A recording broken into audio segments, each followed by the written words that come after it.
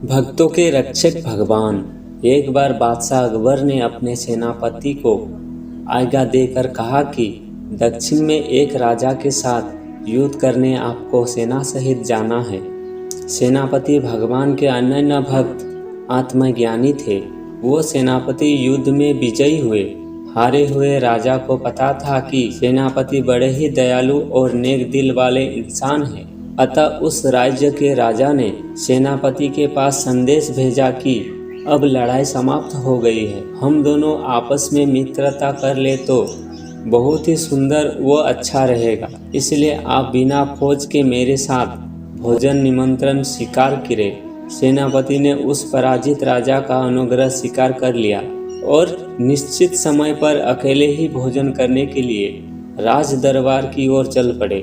सेनापति जब उस राज्य के महल के निकट पहुंचे तो रास्ते में एक बालक मिला।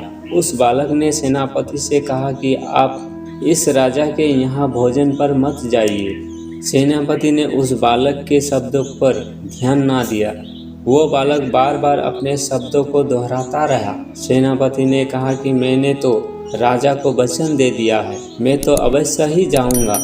भगवान सेनापति के निश्चल प्रेम व विश्वास को देखकर एक सामान्य बालक के रूप में प्रकट होकर सेनापति को बार बार रोक रहे थे। तब सेनापति ने कहा कि क्या तुम भगवान हो जो तुम्हारी बात मान लूं? वो बालक मुस्कुराते हुए विनम्र भाव से बोला कि यदि मैं भगवान ही हूँ तो तब तो तुम मानोगे। इतने में उस बालक ने, ज्यों कि सचमुच में भगवान ही थे, चतुर्भुज रूप में सेनापति को दर्शन दिए। सेनापति भगवान के दर्शन करके निहाल होकर चरणों में गिर पड़े। भगवान बोले, सेनापति, मैं चराचर का स्वामी हूँ, मेरा धर्म कर्म है भक्तों की रक्षा करना। उस राजा ने भोजन में विष मिला रखा है, वो तुम्हें धोखे से मारना चाहता है। इतना कहकर भगवान अंतर्ध्यान हो गए। सेनापति फौरन लौट गए और अपनी फौज को साथ लेकर उस राजा पर पुनः चढ़ाई कर उसे बंदी बना लिया।